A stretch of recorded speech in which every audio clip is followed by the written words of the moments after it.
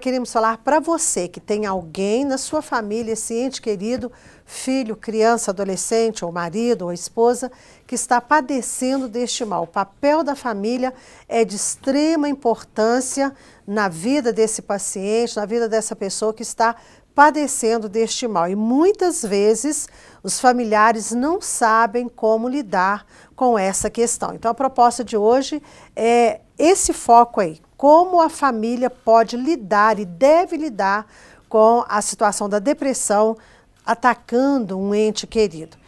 E a Bíblia nos apresenta, tem um livro completo, escrito sobre a história de um homem que padeceu muito, um homem que tinha tudo para estar numa condição assim, no fundo do poço, nesse buraco bem difícil, bem complicado, bem escuro, chamado depressão, que foi Jó. E nós vamos observar o comportamento da esposa de Jó, Bela.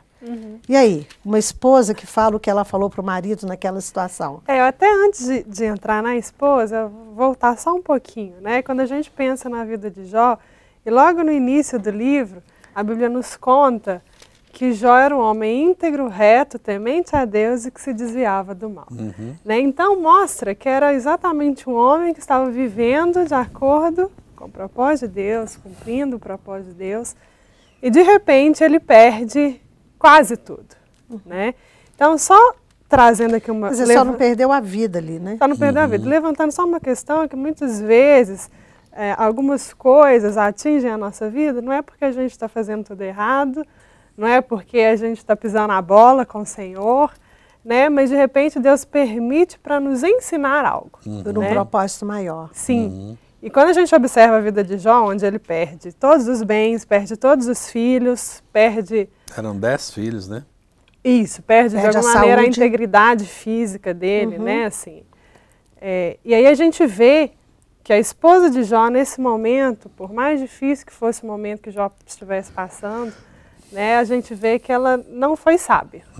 Né? Ao invés de acolher, de repente dar-lhe um apoio, um sustento, suportar Jó em amor, e esse suportar de dar um suporte, a Jó, ela na verdade, ela fala algo, e eu vou pedir para a Alexandra ler ali. Isso, só para entender o contexto aqui, vamos olhar a partir de Jó capítulo 2, versículos 7 ao 9, até o 10, vamos ler até o 10, diz assim: Então saiu Satanás da presença do Senhor e feriu a Jó de tumores malignos desde a planta do pé ao alto da cabeça.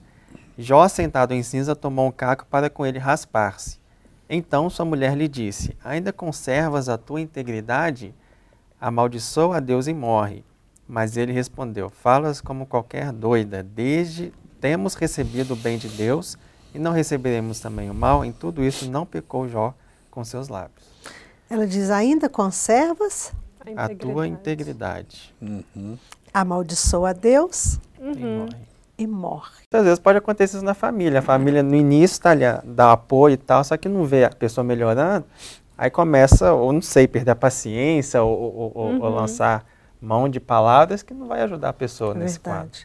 Eu acho que a gente precisa trazer aqui uma orientação aos nossos telespectadores. A primeira coisa que eu acho que é fundamental no seio da família, tratando desse assunto, dessa situação, é a observação. Muitas vezes um ente querido está num quadro de depressão, que já vem se arrastando e ninguém percebe. Então é preciso que a família tenha esse lado de observadores para prestar atenção à mudança de comportamento da criança ou do adolescente, ou quando a esposa começa a mudar o comportamento, o marido precisa ficar atento. Ou se é o marido que mudou o comportamento, a esposa precisa ficar atenta. Então, ser assim, bons observadores é de grande proveito nesta hora. Só que a gente vive nessa sociedade tão corrida, né, de tantos afazeres, de tantas coisas, que às vezes os familiares não prestam atenção no que está acontecendo dentro da própria casa com alguém tão querido. Então esse é o primeiro ponto, serem bons observadores.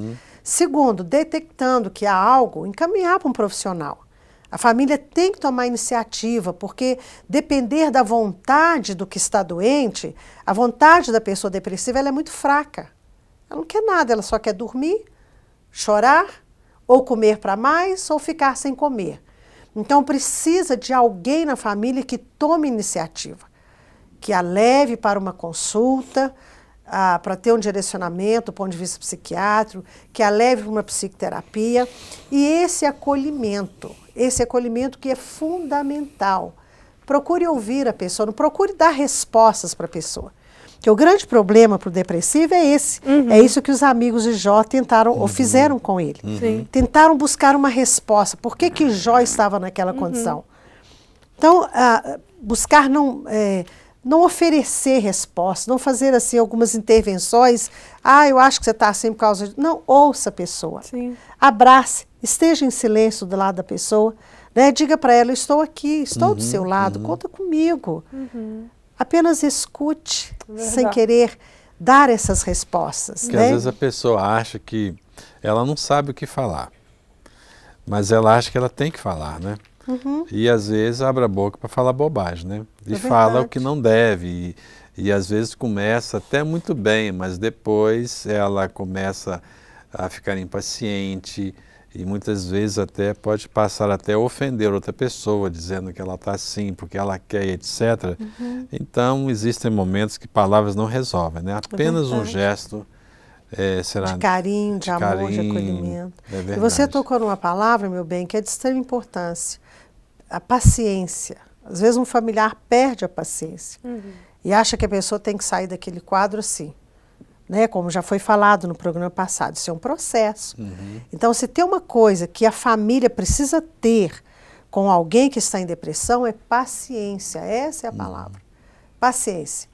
Mas eu não dou conta, eu não consigo. Busque ajuda, você também, para saber como lidar, como conseguir, como dar conta de lidar com o seu querido, a sua querida que está nesse quadro.